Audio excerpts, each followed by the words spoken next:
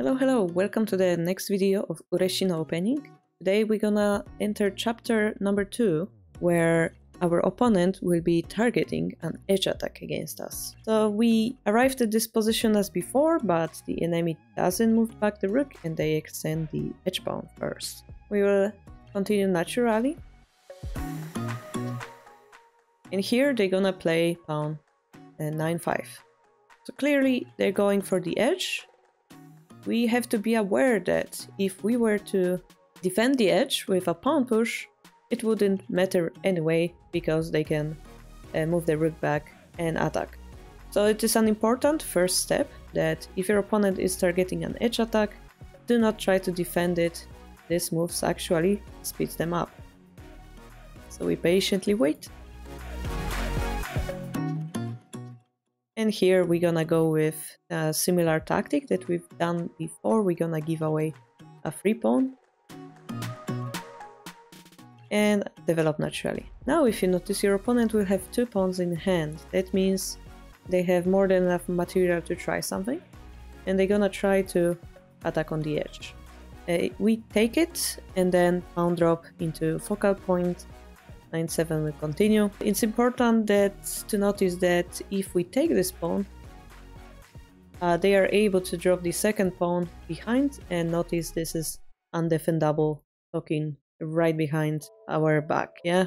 Similarly with the knight, it seems like we can defend it with a pawn drop, but as you can see, again, lance becomes a piece that we cannot really defend in this situation. So we cannot really take this pawn, therefore we have to find something else, and the move that we can make in this situation is gold 8-7. And this is a little bit scary looking, but the idea behind it is that if this gold manages to take this pawn, the enemy attack will stop, and we will actually be the one with pawn advantage.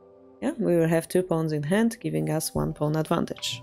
So they cannot really continue from here, so they will develop slowly. We're gonna take it. And now we're gonna arrive at this weird question of what are we exactly supposed to do with that pawn advantage, yeah? That gold on the edge looks awkward as well. What are we supposed to do? If we play a natural looking move like pawn push, you will see that they can drop their pawn, and it's a little bit awkward because our gold will be stuck on the edge. So this is not something that we want. Therefore, we actually want to move gold toward the center, where it's gonna be more active piece. So they're gonna develop, and we're gonna move the gold toward the center, and our silver is going to join the fun. Here they will try to develop the bishop, and we will start building something that author calls a Tetris tower. It's important to notice that we should play this move in this timing, because if you play another move, they're able to block us. A pawn in front of our 2 generals, that's gonna be very unpleasant. If they play it before, we had this option. So if they move the bishop, move the silver to force the rook back so that you stabilize your position around here. So back to the Tetris building, and we're gonna move the other silver closer and closer to the center,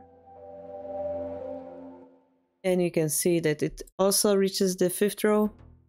Author mentions that a characteristic of a strong player is how well they use their generals, how well they connect to each other. So that's very interesting. Here we have a huge influence over the left side of the board. That's gonna be our biggest advantage in this situation, yeah? So far the main point is that we have defended the edge and we found a way to activate our generals. What will follow is the author is going to show you an example of a middle game phase, which is gonna end up in equal chances for both. So let's just go over it without too much overthinking. I'm gonna put our bishop into more active position and bring the rook as well into center. So here we are threatening to take this pawn for free. They have to defend. And here a cool tactic is going to be played, which is silver 7-4 from the right. That silver, yes, can be taken by the pawn. And if you are a strong player, you know that exchanging 2 generals for 1 rook isn't necessarily a good result. But if we play few moves ahead, it becomes clear that we will be able to pick up the knight and lance, so that disadvantage won't be as huge, and here we should be winning. So they cannot take the silver. They will move the silver back to protect this square, and this is when we counterattack them on the same edge. Now they're gonna try to block our bishop with their bishop. We cannot take it.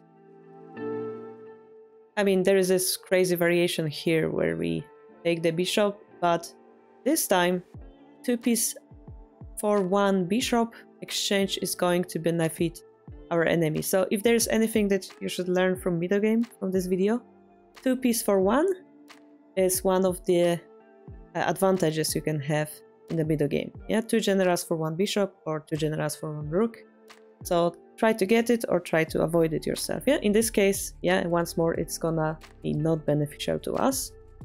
Therefore, we cannot take this pawn. We have to go back. They're gonna defend the pawn. We're gonna extend our pawn. We're gonna pressure them by threatening to promote this pawn. And we continue with our Tetris tower. Yeah.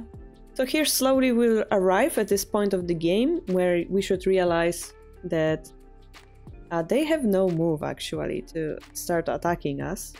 So we will be able to slow the game down. And this is very important if you want to be a stronger player, recognizing in which moment you should hurry and in which moment you can take your time to clear off your weaknesses or activate your not working pieces. So in this case, we can actually move this gold that we've forgotten about the whole game and bring it closer to our king. If we mistake and go aggressively, we actually will give the opponent a chance to counterattack. And they have more solid king, more solid castle. We don't want to do that. We want to prepare before we give them any chance. So they actually can do nothing. The proposed line by the author here is that they go for Anaguma. Yeah, this is one of the things you can do. Probably familiar for swinging rook players, where, oh, I'm waiting for the enemy attack, so I'm making my Mino into high Mino into silver crown. That's the same idea. They're waiting, they're making their castle into more solid Anaguma. And we will continue. I'm gonna put our bishop out of the way of those pawns. They're gonna castle.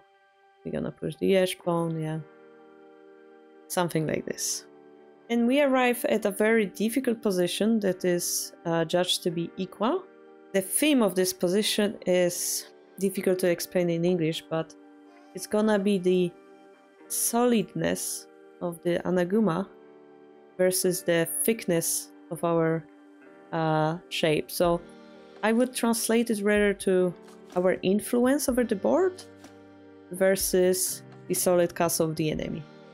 So they have safer king, yes, but we control more over the other side of the board. Therefore, it's equal, yeah. And even though it's equal, the author prefers to play center here because we have more options of moves. Gote actually have trouble finding a move. If they move their rook, the silver can promote. If they move the bishop, this gold can come in. All of those moves are quite bad for them, so they would have to wait with the bishop and hope for Senjite, the repetition draw. Here is one move that the author is recommending to you. A little bit surprising perhaps, which is king going up. And by developing those pawns in front, moving the gold higher in front of the king, developing this knight, putting the king on the edge, we're slowly creeping in with our unusual target of entering king, yeah? And the author finishes this variation by explaining why would we complicate our life by choosing a weird opening like Ureshino. He says that one of the fighting principles in shogi is that sometimes you want to avoid the line that your enemy is good at, and you want to surprise them. Therefore, you might like to prepare some lines like those. And therefore this entering king, I'm pretty sure is gonna make many people on our server also start breaking a sweat. It's not something you encounter often, and it's, yeah, difficult to block without having some form of experience, right? So hope that made you think. The line was really long, but please concentrate on the main points, which was 2-piece exchange for 1, how to block that edge attack, how to not fall in the trap of moving your lance up too early.